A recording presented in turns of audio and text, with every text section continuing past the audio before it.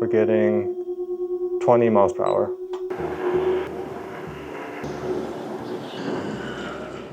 This video is a review of the Aotos S2A electric scooter. I'm going to unbox, assemble, go over the controls and app, test the acceleration and max speed, brakes, suspension, and hoe capabilities, and review the e-scooter.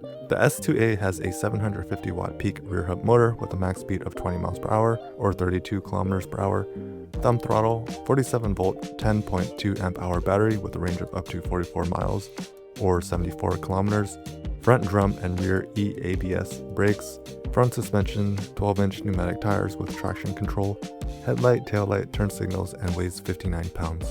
Additional specs can be found in the description section below.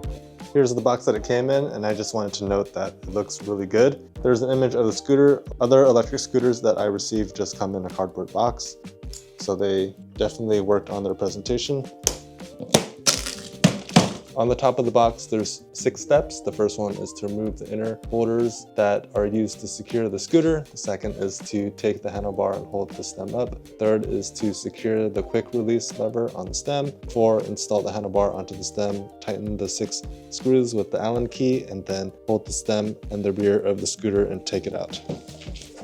This is what the inside of the box looks like. I don't see any inner holders that we need to remove. I think we can just pull the handlebar out and then tighten the stem. We'll lift the handlebar, tighten the stem. I'll feed the cable inside the tube and put the handlebar in place. There's a box inside the box, and it has the charger, reflectors, there's the instruction manual, and then the screws with an Allen key. We'll take the Allen key out. There are 7 screws with blue Loctite. I'm going to feed them into the handlebar. There are 6 slots, 2 on the left, 2 on the back, and then 2 on the right. And then I'll take the Allen key to finish tightening them. With the screws fastened, I'm going to take the cardboard out. And then I'll take the scooter out.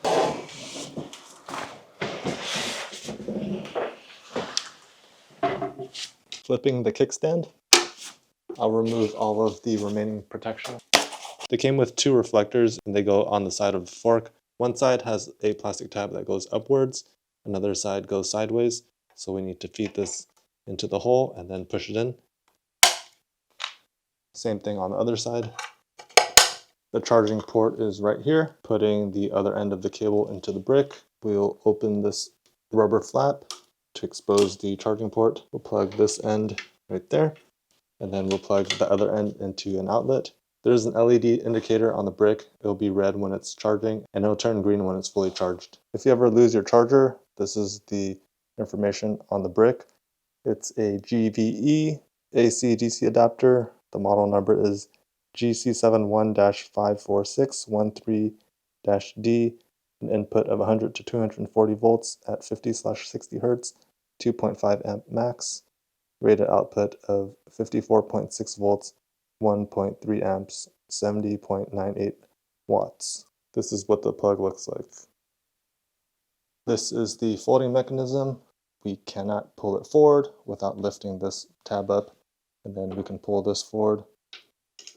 There's a latch right here, and we'll lower it until it hooks on the end of the rear fender.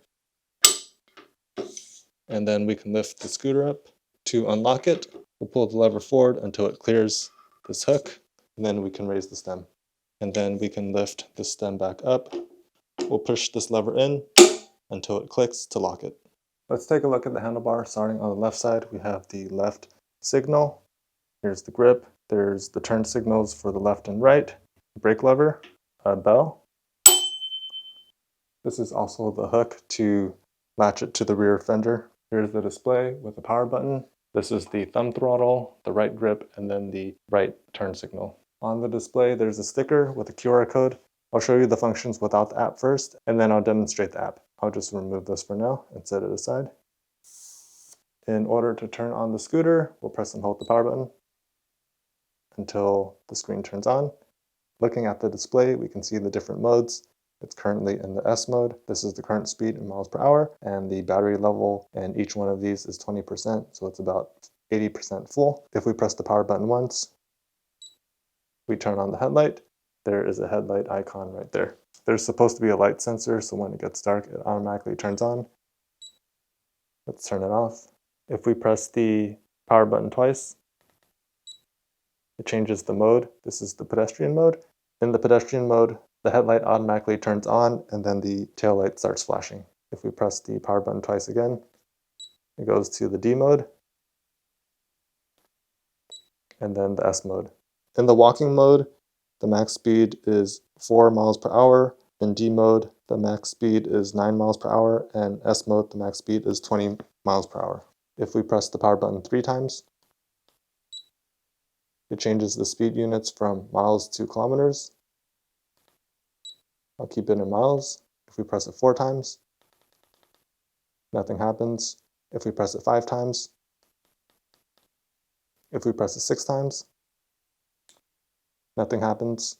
So I think that's all the settings. I'll demonstrate the turn signals. Left. This starts flashing. I don't see any indicators on the rear. Same with the right.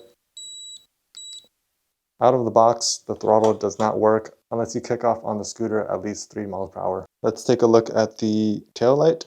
Here is the tail light with the unit on without the headlight. With the turn signal on, it does not light up. If we apply the brakes, this lights up. Let's turn on the headlight. This turns on. We press the brake lever, it gets brighter. And then if we go to the pedestrian mode, this starts flashing.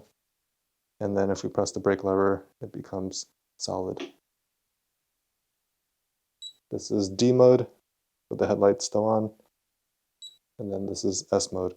If we turn the headlight off and go to the walk mode, it starts flashing. D mode, it's off. S mode, it's off. Let's take a look at the app. I have my iPhone. I'm going to scan the QR code. I scanned the QR code. It took me to file.aotos.com. Here we can see a page that links us to the App Store or the Google Play Store. Let's download the app. Let's open the app. Don't allow. I'm going to turn the scooter on. We'll press bind device. We need to log in. I'll create an account. Bind via Bluetooth. It found the S2. Let's bind it. Let's take this sticker off. Taking a look at the app, we can see the model S2. The Bluetooth is connected. It's unlocked. The battery level says has 27 miles. I think that's remaining. We can tap to lock it. So now this is locked. Let's swipe to unlock. If we press alert, this starts beeping.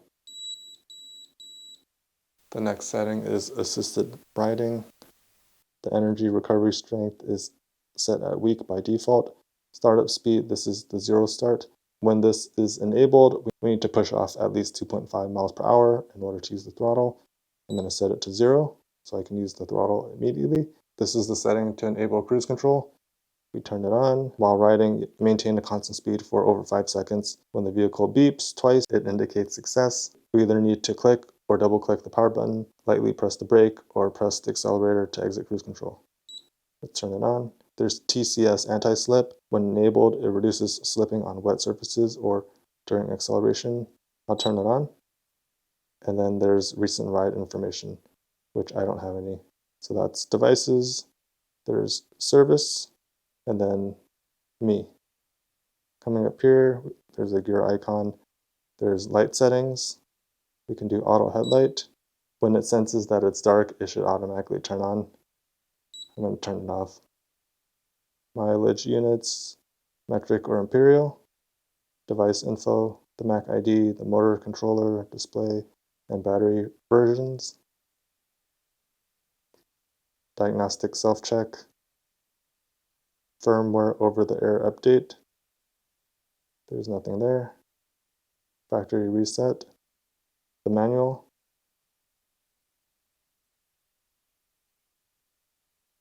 And then you can also unbind the device. There's also messages, and there's no messages. So that's it for the app. You don't need the app in order to use the scooter. but it helps if you want to lock it, if you want to enable zero start, if you want to enable cruise control or track your ride. Now that zero start is enabled, I'm going to test the max speed in each of the gears. In the walk mode, we're getting 3 miles per hour, 4 miles per hour. In the D mode, we're getting 9 miles per hour. And then in the S mode, we're getting 20 miles per hour. And cruise control activated. And then in order to turn it off, we'll press and hold the power button. I'm going to test the acceleration and max speed in each of the gears. There's 3 of them: pedestrian, drive, and sport. For the pedestrian mode, we're getting 4 miles per hour, and that's the max that we're going to get. After holding the throttle for about 5 seconds, I heard a beep, and it enabled cruise control. I can let go of the throttle and it'll continue going. It's a little hard to see. In the D mode, it's topping out at 9 miles per hour. Going to the S mode,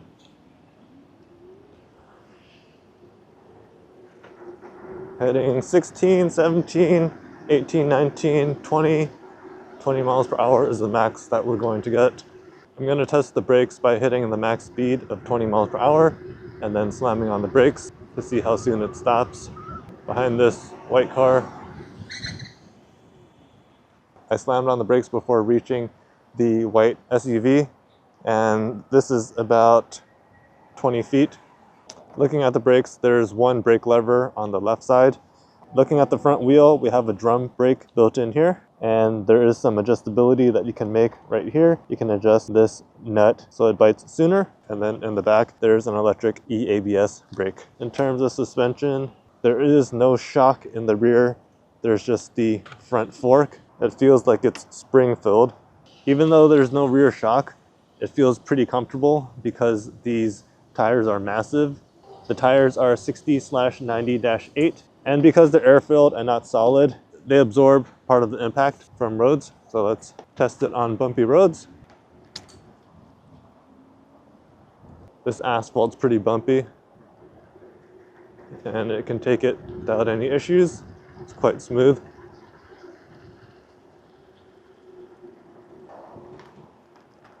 On the sidewalk, because the tires are so massive compared to other electric scooters that I've tried that have 8 to 10 inch wheels, this feels very smooth. Next, we're going to test the scooter on hills. There's 3 hills coming up that are pretty steep. This one's about a 25% grade. We entered the hill with 15 miles per hour. It's dropping down to 13, 12, 11. It's holding 11. Still holding 11 before the street ended. Going on to the next hill. This one's even steeper. Looks like it's at least 30% grade. It's going down to 9 miles an hour. 8, 7, 6.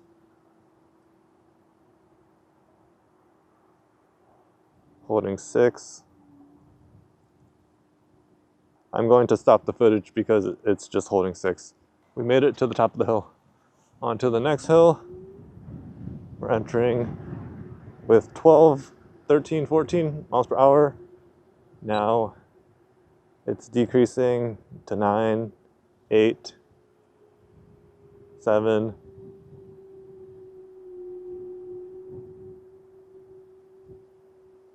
And it's holding 7. That's it. Moving on to the review of the Aotos S2A electric scooter. What I like most about this electric scooter is just how comfortable it is. It has dual shocks in the front. It has massive 12-inch pneumatic tires, which makes it ride very smoothly. The scooter itself is about 50 inches long. This is a lot longer than other scooters that I've had, and because of that, it's also heavier. It's about 59 pounds, which is not on the light side. But because of that weight, it feels very robust and it feels very solid. It has a 400 watt rear hub motor with a peak output of 900 watts, and it can hit a max speed of 20 miles per hour. It was able to go up pretty steep hills. It's rated for 20% grades. I was able to tackle 30+% grades, although the max speed did drop to around 6 to 7 miles per hour, but it was still able to climb it. The motor is also very quiet. In terms of braking, there's one brake lever on the left side. It controls the drum brake on the front. It also has an electric ABS brake in the rear. The braking system felt decent.